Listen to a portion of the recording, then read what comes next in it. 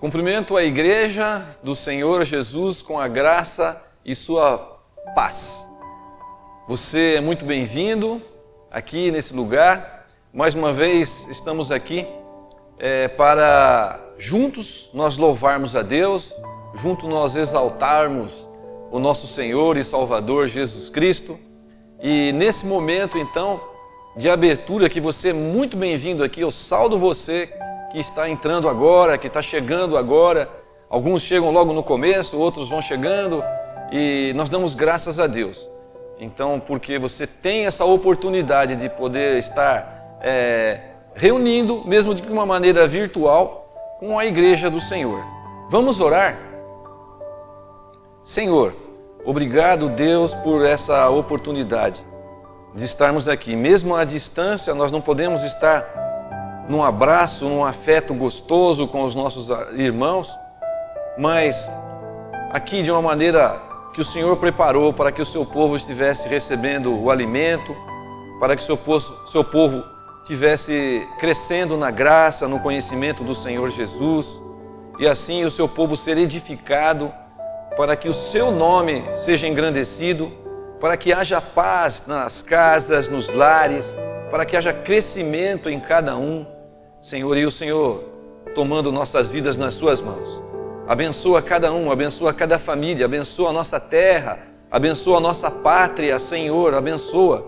Cuida de nós, por favor. Nós pedimos isso, Senhor, por amor daquele que nos salvou. Em nome de Jesus, o Cristo. Amém. Vamos louvar a Deus. Louve ao Senhor todos os povos, todo ser que respira, louve ao Senhor.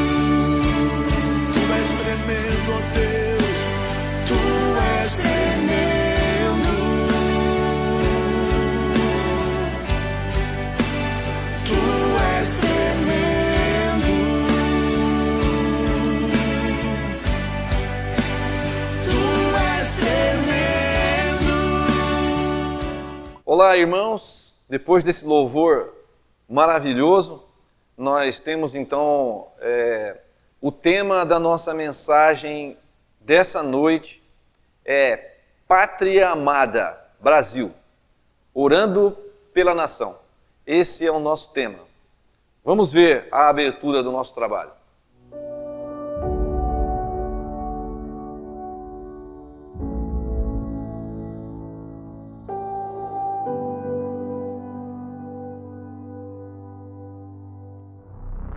Falta de estrutura, espera. Mesmo depois de ficar horas e mais horas nas filas, A Polícia Federal apreende malas com dinheiro.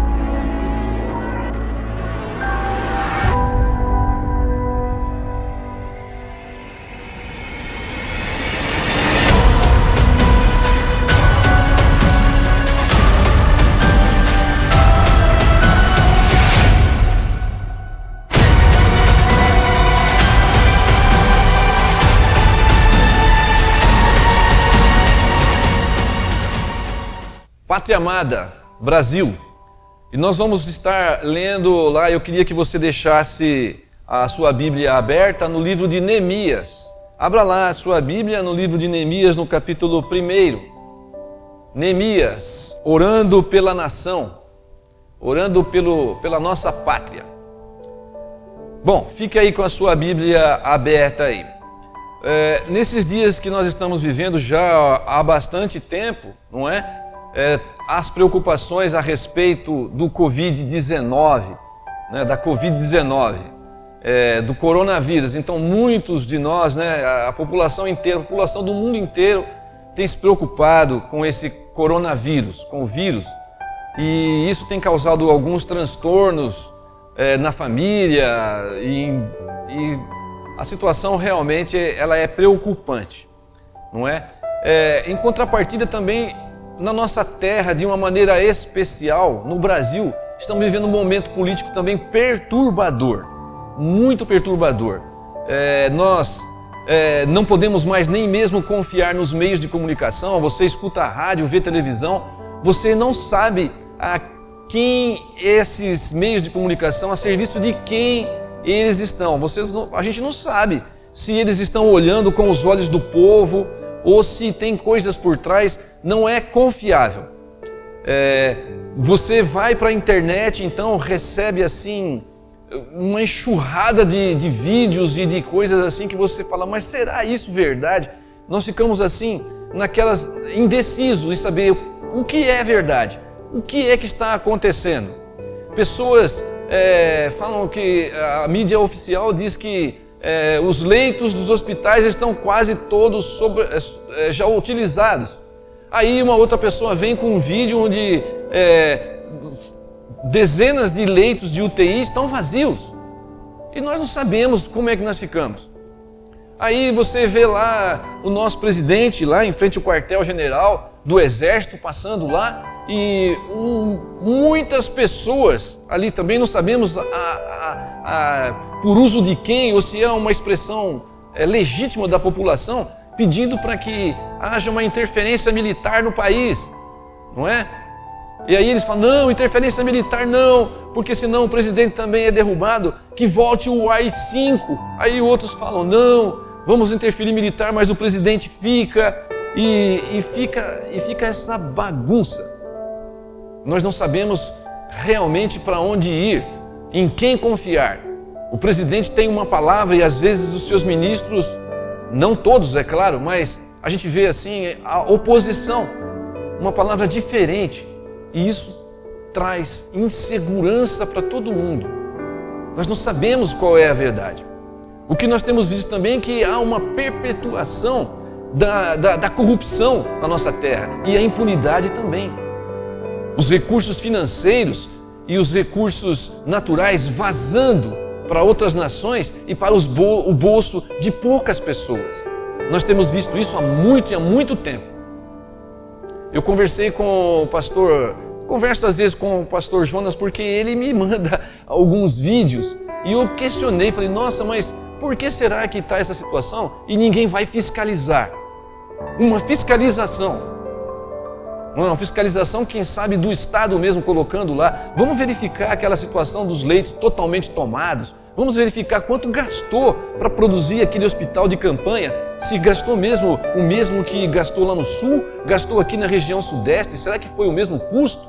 Já que eles têm toda a liberdade para gastar sem licitação. Não há uma posição e o dinheiro está correndo, aí o governo está se desdobrando para poder, de alguma forma, manter as famílias ali com algum recurso financeiro. É isso que nós estamos vendo.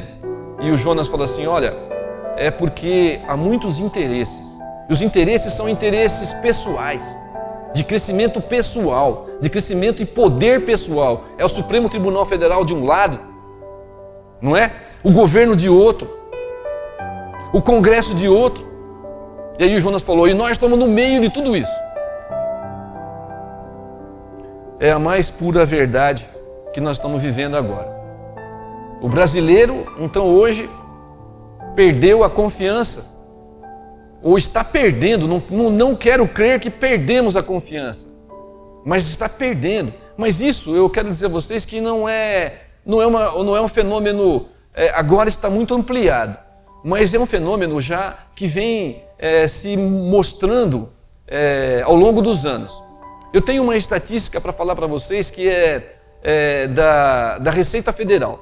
Aliás, parte desse material que eu tive acesso, eu pude pegar de um professor que eu tive no seminário, Juliano Coccaro. Ele mesmo apresentou no seu sermão esse material e até mesmo o direcionamento da nossa mensagem. Eu também peguei a ideia por ali. Eu penso que ele fez em 2019 isso, mas esses dados são dados da Receita Federal, eu confirmei, e também da Folha de São Paulo, foi ali colocado para nós. E eu vou apresentar a vocês.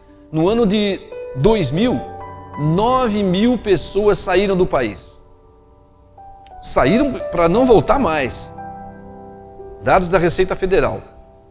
Em 2014, vamos saltar já para 2014, foram 12 mil. Em 2017 foram 21 mil.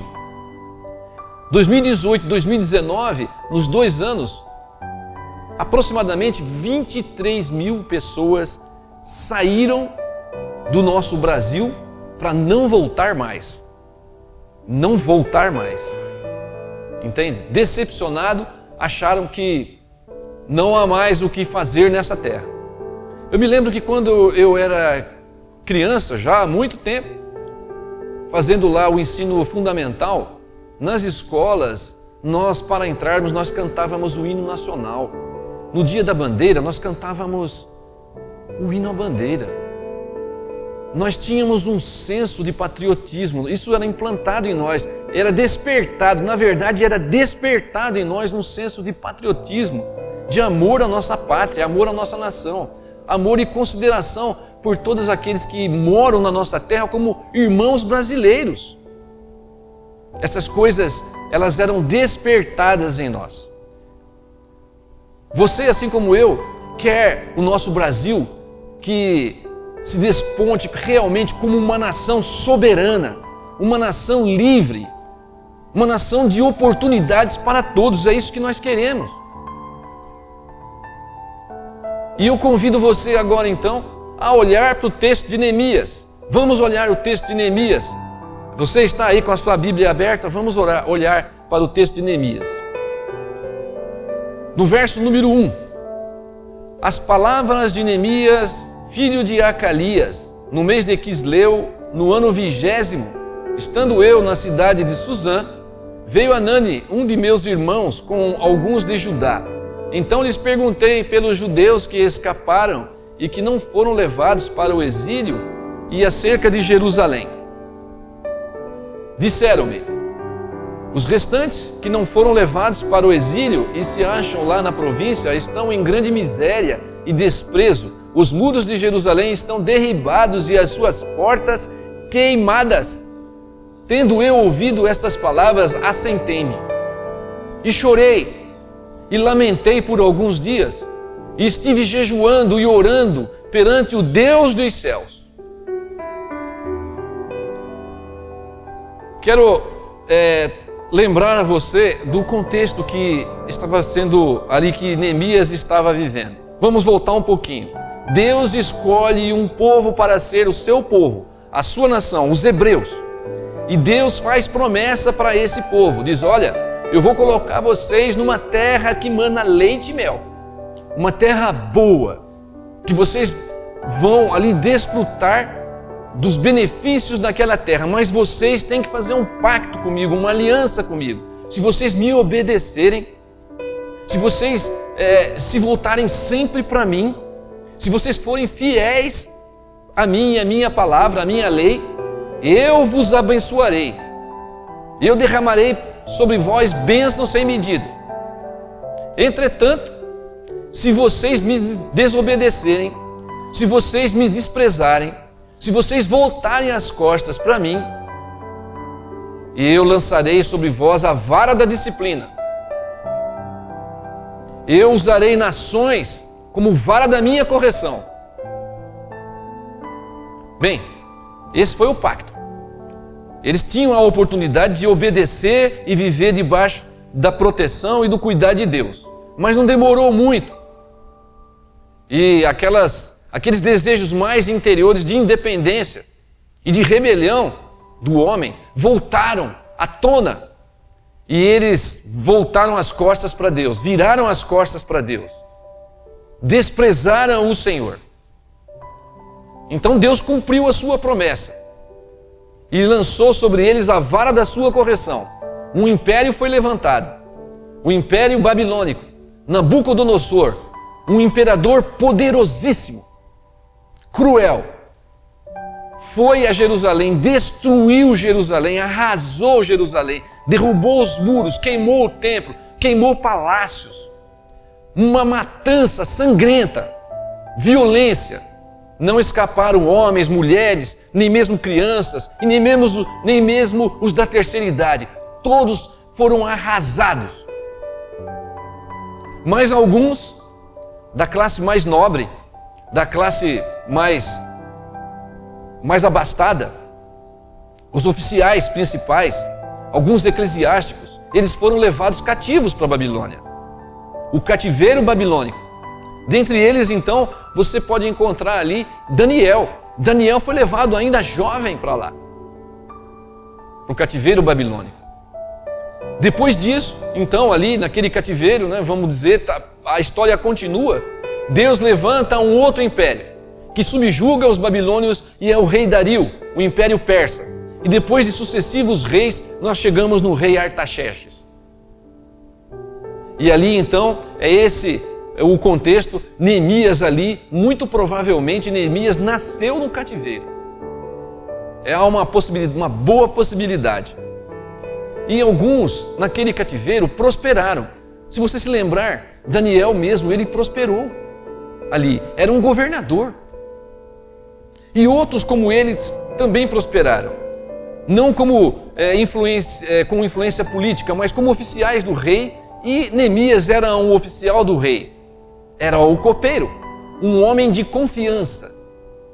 Um homem que o rei depositava confiança, porque ele provava o vinho do rei. Um homem poderoso como Artaxerxes, certamente teria muitos inimigos, e muita gente se interessava em derrubá-lo do poder, em que ele fosse morto. Então ele tinha que tomar lá os seus cuidados. E então Neemias era o copeiro. Ele provava o vinho do rei, a comida do rei, para que não tivesse envenenada. Ele saberia. Era um homem de confiança. Neemias não estava lá naquele cativeiro porque ele optou, como outros brasileiros, como nós vimos os brasileiros, desistiram da sua terra. Ele foi numa situação que a ele era externa a ele. Ele estava lá não por vontade própria, não por desistência da sua terra, da terra de seus pais. Não. Foi imposto, foi uma imposição. Ele era servo ali, naquele lugar. Neemias, ele recebe então notícia de um de seus irmãos, Hanani. E quando ele fica sabendo como ia os seus compatriotas, aqueles que estavam na terra onde os seus pais nasceram, da onde ele veio, da história de seus pais, da nação que Deus deu, para que eles cuidassem daquela nação, para que eles vivessem debaixo da bênção de Deus. ali naquele lugar, quando ele fica sabendo a situação humilhante, desprezível que aquele povo estava vivendo, ele se comoveu no seu coração. Ele chorou, ele jejuou, ele orou ao Deus dos céus, como ele disse lá. Ele ficou tocado em saber que a nação dos pais deles, onde os seus pais nasceram, aquela nação estava arrasada, estava humilhada. Ele se sentiu como se eles fizessem parte daquela nação. O seu coração foi tocado de maneira que ele sentiu a dor do povo dele, do povo hebreu. Ele sentiu isso, ele sentia que pertencia àquele lugar. Eu quero trazer a vocês aqui mais dados estatísticos agora da Folha de São Paulo. Pessoas que foram entrevistadas, uma pesquisa de pessoas que foram entrevistadas, perguntadas a elas se elas tivessem a oportunidade, se elas sairiam do nosso Brasil. Se ela daria de mão para o Brasil e falaria, não, eu não quero mais. Se desistissem, estariam desistindo da nossa nação e indo embora. Uma pesquisa. E eu quero trazer a vocês que entre os jovens de 16 a 24 anos que foram entrevistados, 64% desses jovens disseram assim, olha, eu iria, se eu tivesse oportunidade eu iria. De 25 anos a 34 anos, 50% dessa população respondeu assim, eu também dava linha, eu ia embora. Se eu tivesse oportunidade, eu também sairia. De 35 a 44 anos, 44% dessa população iria embora. E de 45 a 59 anos, 45 a 59 anos, veja que já tem uma vida, uma história dentro da nossa terra. 32% disseram, eu iria embora. Acima disso, acima de 60 anos, pasmem, acima de 60 anos, pelo menos 24% dos entrevistados, quase um quarto daqueles que foram entrevistados diria, eu iria embora.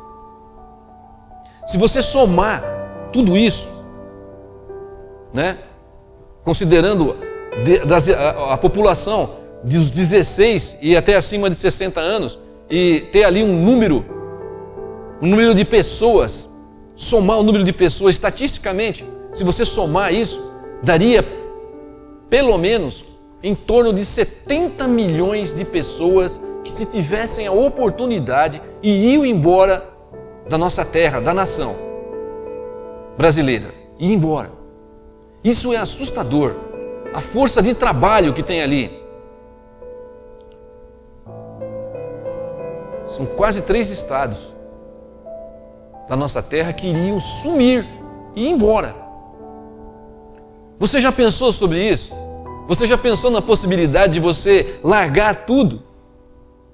Largar a terra onde os seus pais nasceram, largar a terra onde você nasceu, largar a terra que possivelmente, se você é casado e tem filhos, onde os seus filhos nasceram, largar essa terra, o nosso Brasil, onde os seus campos são férteis, rico em riquezas naturais, minérios, beleza natural, onde o povo é um povo bonito, um povo amistoso, um lugar bom para se morar.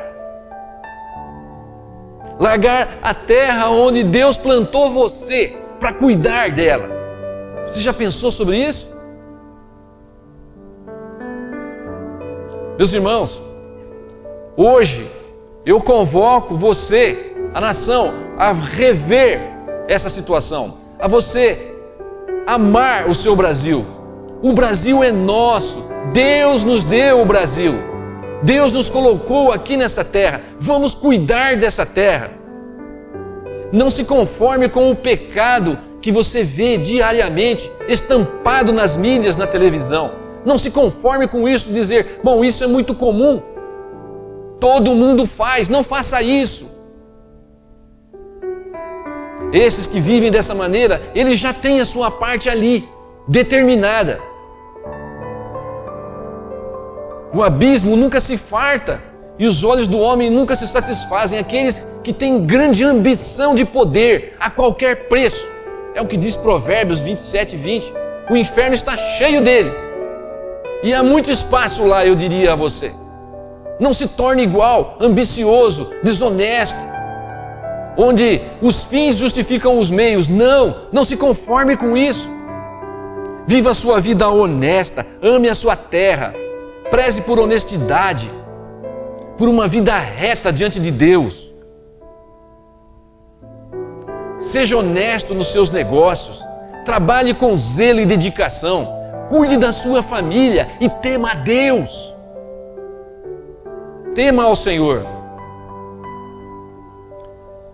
Tem gente que faz questão de não participar da política. A política é muito suja, então nem quer tomar conhecimento das coisas que estão acontecendo. Eu mesmo, nesses últimos tempos que eu tive que transferir o meu título de eleitor para cá, eu estive lá e enfrentei ali uma fila, ainda podia ficar perto um dos outros, e ali eu verifiquei que algumas pessoas estavam fazendo somente por obrigação mesmo. Porque ele disse para mim, um casal falou, eu nunca votei.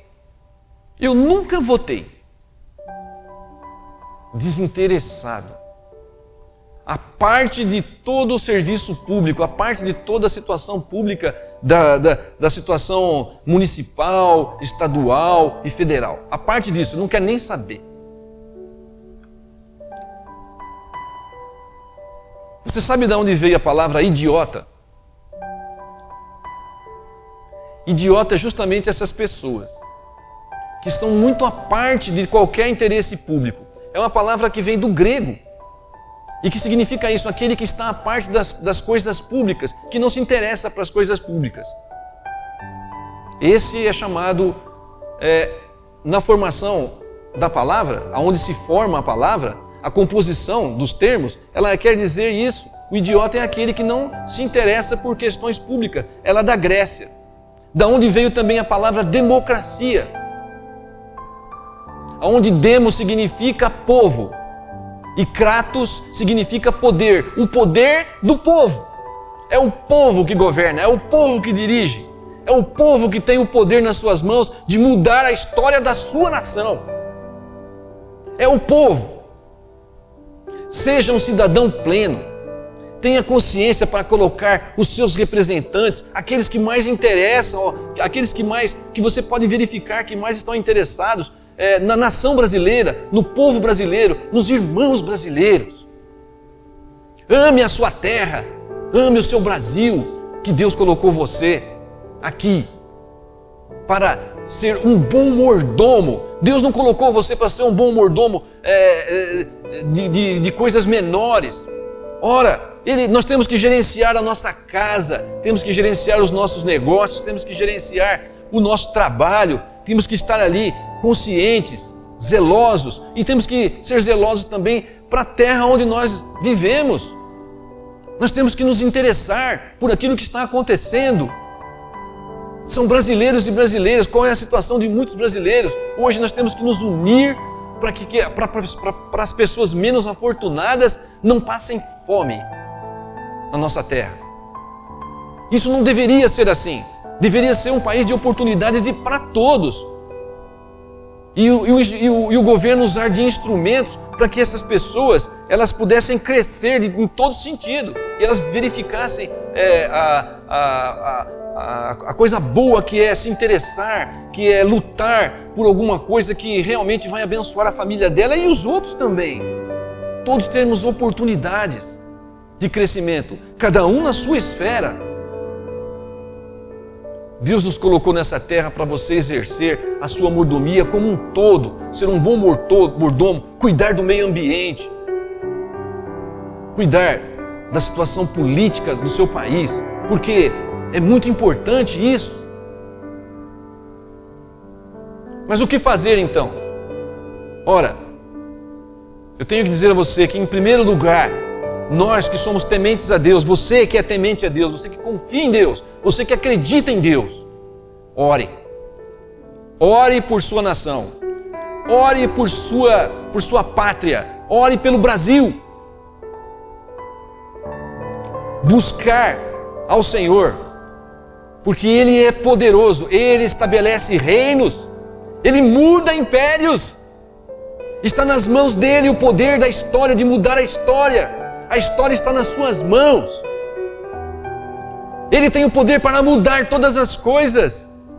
Nabucodonosor era um imperador poderosíssimo, muito poderoso, subjugou muitas nações. E num tempo, Nabucodonosor olhou para o seu palácio e por suas conquistas e disse: eu conquistei, eu sou o maior. E quis honra para si. Deus o humilhou e ele foi pastar como um animal por um bom tempo. E depois disso, Deus removeu Nabucodonosor, colocou um outro império, o Império Persa, Medo-Persa, na pessoa do imperador Dario. Então, o nosso Deus é um Deus que estabelece impérios e que remove e que muda. Ele pode mudar tudo. Tudo está nas mãos de Deus. Mas nós precisamos orar. Neemias chorou. Veja a intensidade da oração de Neemias. Neemias não fez uma oraçãozinha, não, assim, olha, Senhor, muda isso aqui. Não, ele chorou por um bom tempo, ele chorou. Você já chorou? Por que você tem chorado? Por que você tem orado? Quais são os motivos da sua oração? Por que você ora? Você tem orado por livramento da pandemia? Faz muito bem. Você tem orado pela estabilização da sua família? Faz muito bem. Você tem orado pela sua pátria, pela terra onde você vive, da onde a sua família tem o sustento, aonde Deus te colocou para honrar o seu Deus? Você tem orado pela sua nação? Você tem orado pelos governantes? Por aqueles que estão investidos de autoridade? É sua responsabilidade, é minha responsabilidade. Nós não podemos nos furtar disso. A Bíblia, ela recomenda, ela manda, ela fala, olha, é isso que vocês têm que fazer. Olha lá em 1 Timóteo capítulo 2, no verso 1. Antes de tudo, pois, exorto que se use a prática de súplicas, orações, intercessões, ações de graças em favor de todos os homens. Todos os homens. Não importa, todos os homens. Mas o texto continua, em favor dos reis e de todos os que se acham investidos de autoridade, para que vivamos vida tranquila e mansa, com toda piedade e respeito. Todos os que estão investidos de autoridades, pelos reis, pelo presidente, pelo governador, pelo prefeito, pelos vereadores, pelas famílias da nossa terra, pelos nossos irmãos brasileiros, por todos os homens, mas esses também devem ser alvos das nossas orações. Porque afinal de contas, fui eu e você que colocamos ele lá. Nós temos responsabilidade nisso. Vamos pedir ao Deus Todo-Poderoso que move, que coloca, que estabelece e que remove e que retira. Vamos orar, vamos colocar essas pessoas nas mãos de Deus. É eles que mudam, que dão a direção da nossa terra. Nós temos que orar. Nós temos que nos sensibilizar que eles devem ser alvos da bênção de Deus, seja para estabelecer o governo ou para trocar o governo, mudar a direção, mas que essa direção seja dada para o Senhor Deus, o Deus dos céus. É isso que nós precisamos fazer. A nação brasileira, o povo brasileiro, o povo temente a Deus, deve orar ao Senhor, entregar essas vidas nas mãos de Deus. Quero trazer aqui uma outra informação a vocês. Agora uma informação. Quero trazer a vocês. São dados oficiais. Após o pós-guerra de 1953 entre as Coreias, certo? Após aquela guerra que houve entre as Coreias, a Coreia do Sul, o povo da Coreia do Sul era composto de 80% de favelados. Você sabe o que é uma favela? Nós temos aqui no país Você não precisa ir muito longe, mesmo aqui na cidade, você não precisa ir muito longe para ter algo similar, muito similar. Eu mesmo já entrei em casas que, olha, era difícil, um animal era difícil de viver ali, mas aí viviam pessoas. Você sabe o que é uma favela, a situação triste. 80% da população era favelada, 3% só eram cristãos. Uma pequena parcela desses cristãos resolveu orar ao Senhor pela nação, como fez Neemias. Levantaram-se de madrugada, às 4:30 da manhã, e saíam para a oração sistematicamente. E esse movimento foi crescendo, foi ganhando forma. E o povo sistematicamente orava. Não vamos aqui estabelecer horários nem nada, mas eles oravam.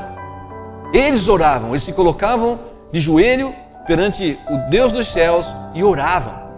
Aquele que pode mudar, aquele que pode fazer todas as coisas. Depois de 20 anos, progressivamente, a Coreia do Sul foi mudando. A Coreia do Sul foi crescendo. Depois de 20 anos, ela era a 13ª economia do mundo. Ela hoje é a quarta maior economia da Ásia. E hoje nós temos lá 40% de cristãos. É lá que se encontra a maior igreja presbiteriana do mundo, com quase 3 milhões de crentes. Meu querido, eles oravam pela nação. Eles não oravam por partidos políticos. Eles oravam pelo povo.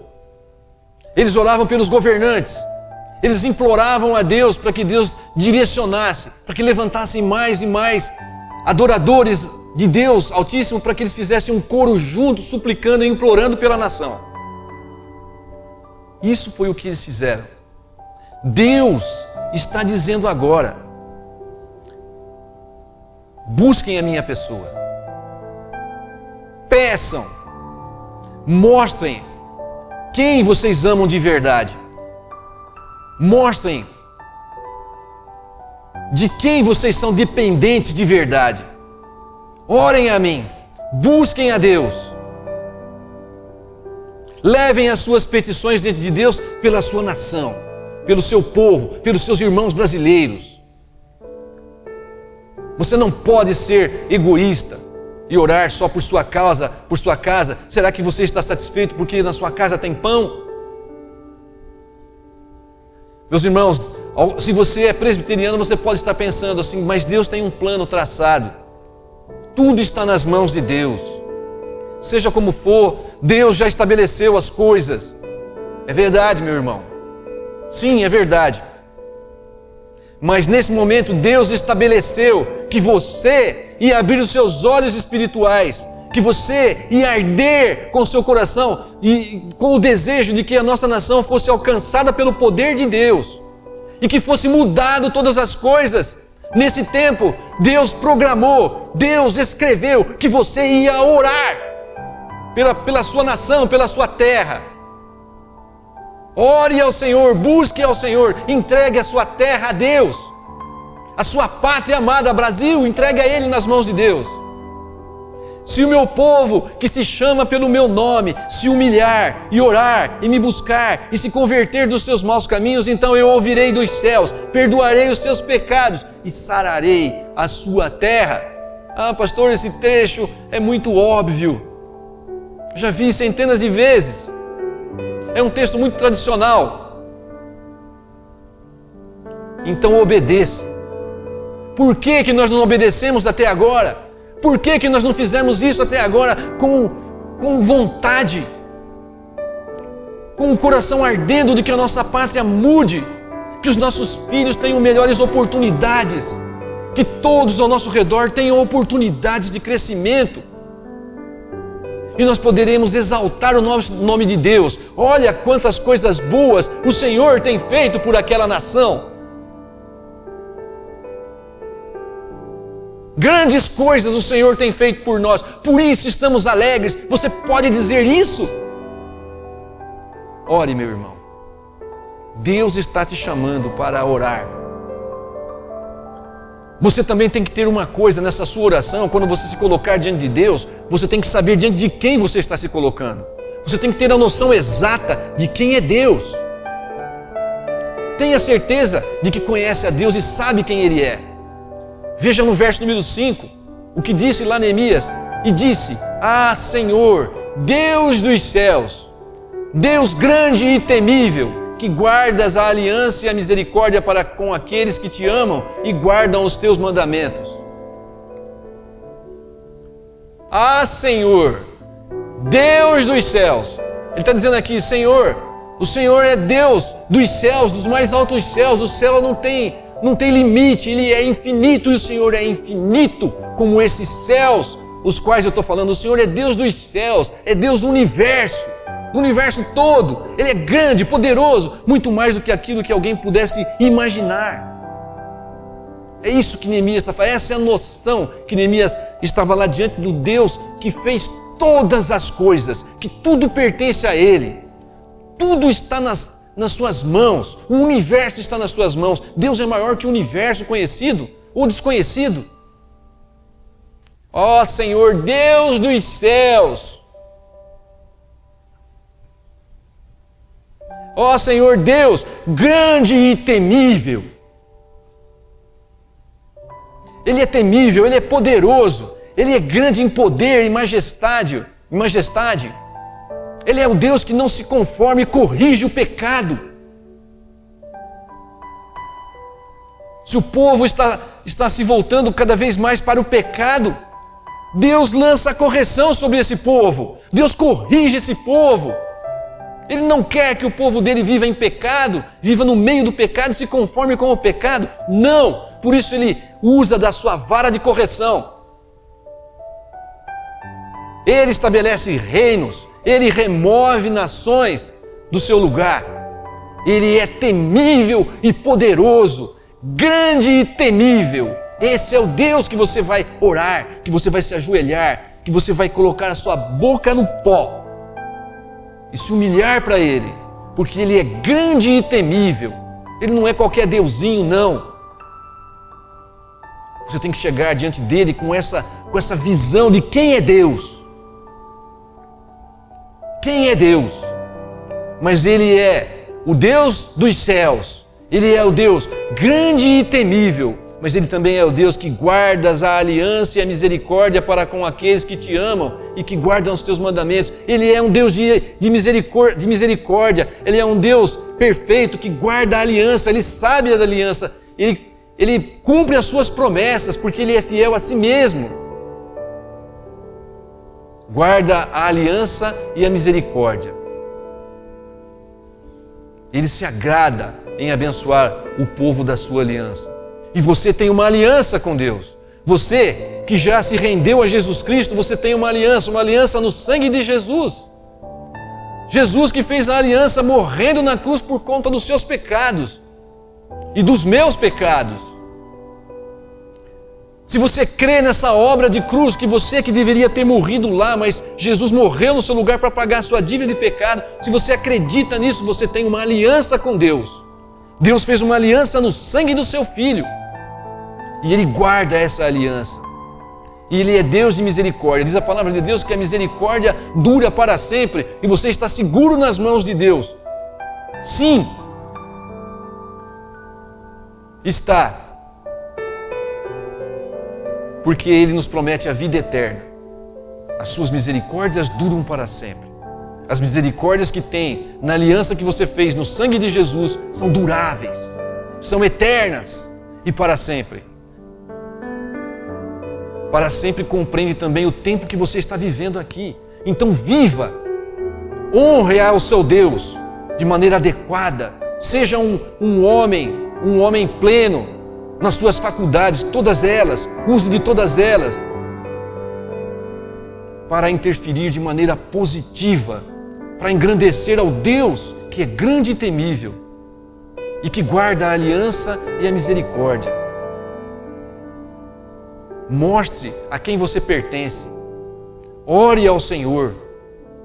E tenha noção a quem você serve. Em quarto lugar, você deve se apresentar de forma correta. E é o último ponto.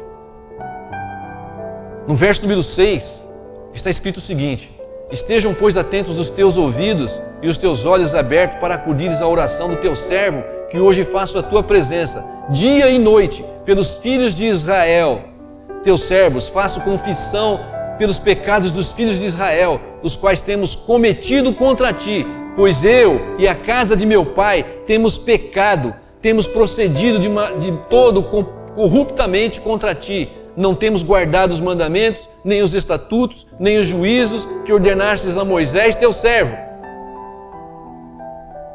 Coloque-se diante de Deus de uma maneira adequada. Neemias, ele não acusou, nem mesmo estava lá quando o povo pecou, mas ele se sentia um pertencimento àquela nação, um pertencimento àquele povo. Ele se identificava com aquele povo. Ele sabia que ele pertencia àquele povo e que aquele lugar onde ele estava não era dele. Ele tinha que estar na terra de seus pais.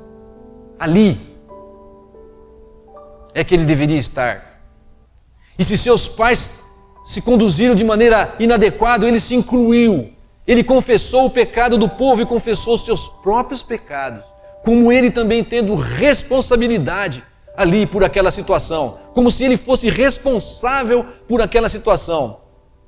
Ele era parte do problema. E você também, e eu também, somos parte do problema. Então nós temos que ser a parte melhor da solução. A solução está em Deus, está no compromisso da aliança que nós fazemos com Jesus Cristo. Ele nos ouve, Deus tem prazer em abençoar o seu povo. Então se coloque, confesse o seu pecado, assuma a sua parcela de responsabilidade. Fale ao Senhor: eu pequei, Senhor, me ajuda a eu viver uma vida mais reta, mais plena na tua presença.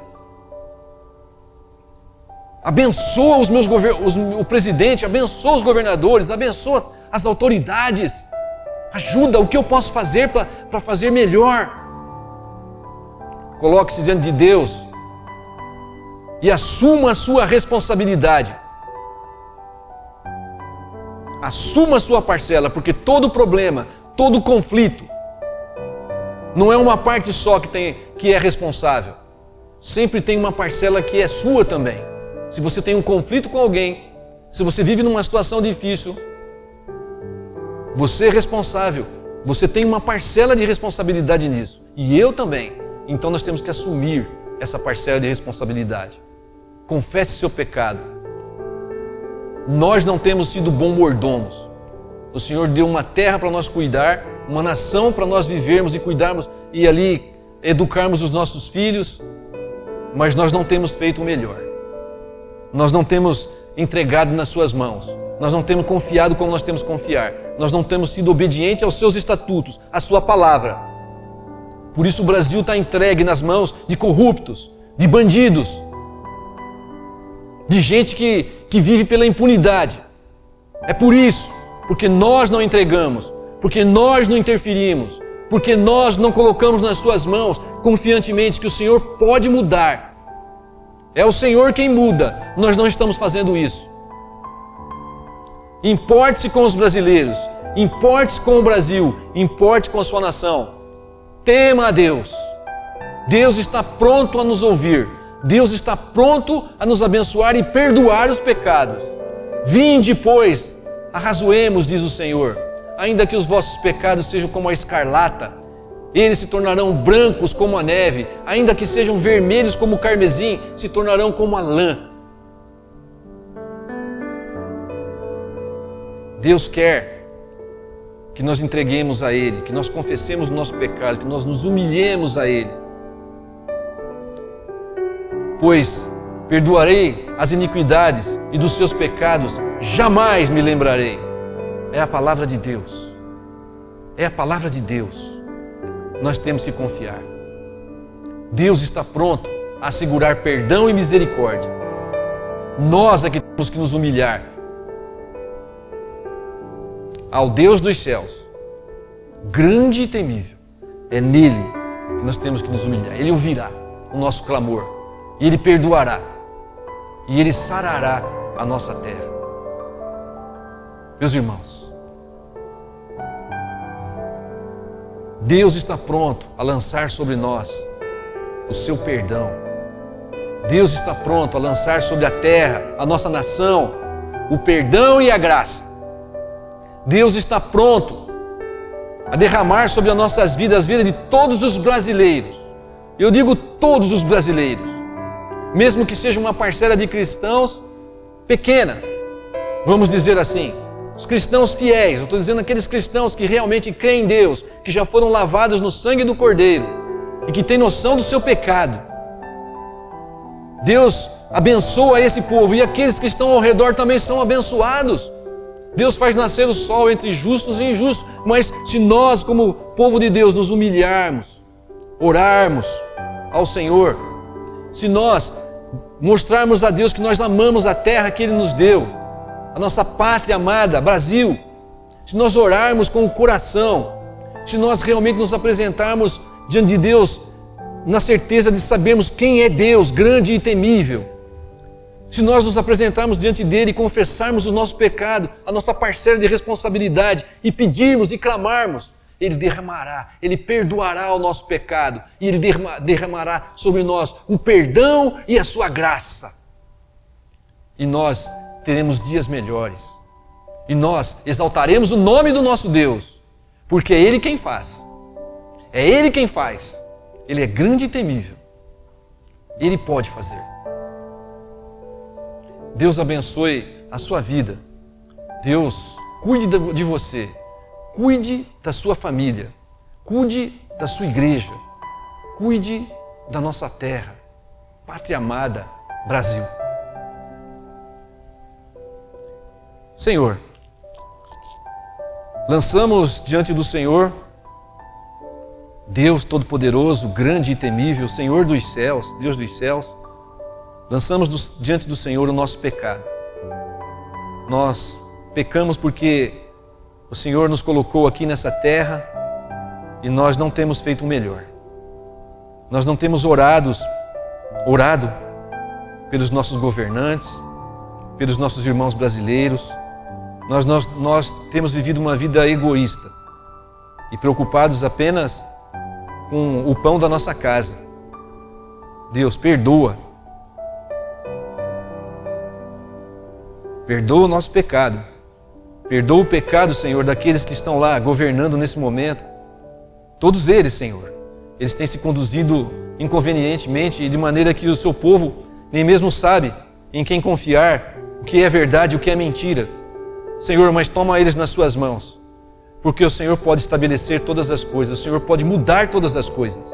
Foi o Senhor quem colocou eles lá através de nós, sim, é verdade. Por isso temos responsabilidade nisso. Mas o Senhor pode tirar também. O Senhor pode mudar o coração. Como ribeiros, nas suas mãos está o coração dos reis. Senhor, o Senhor pode mudar os corações. E o Senhor pode remover também as pessoas. Deus, nós oramos a Ti, por amor do nome de Jesus. Muda a nossa terra. Muda a nossa nação. Senhor, toma, Senhor, nas Tuas mãos a nossa pátria, o nosso povo. Abençoa, Senhor. Perdoa os nossos pecados e abençoa, para que o Seu nome seja exaltado na nossa terra. Assim seja, para engrandecer o Senhor, em nome de Jesus. Amém. Deus abençoe o final dessa noite, a sua vida. Deus abençoe você que nos assistiu. Deus abençoe a sua família. Que você tenha uma noite de descanso reparadora e que Deus trabalhe no seu coração durante essa semana, durante esses dias. Vai falando no seu coração, vai mudando o seu coração, vai trazendo paz, mais certeza e boa disposição para se colocar diante dele em oração por todos os povos, mas principalmente nessa nossa terra, nosso Brasil. Boa noite a todos e até o próximo encontro.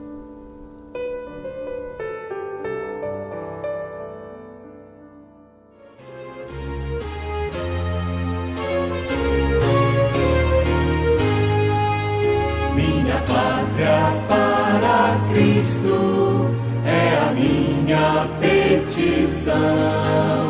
Minha pátria tão querida, eu te dei meu coração. Lá prezado, lá formoso, é por ti o meu amor. Que o meu Deus é excelsa graça, que dispense seu favor. Salve Deus a minha pátria varonil.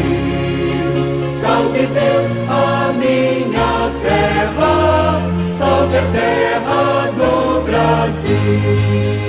Quero, pois, com alegria ver meu povo tão gentil aceitando o Evangelho nesta terra do Brasil. Brava gente brasileira, longe vá temor servil, ou ficar a pátria salva, ou morrer pelo Brasil. Salve Deus a minha pátria varonil. Salve Deus a minha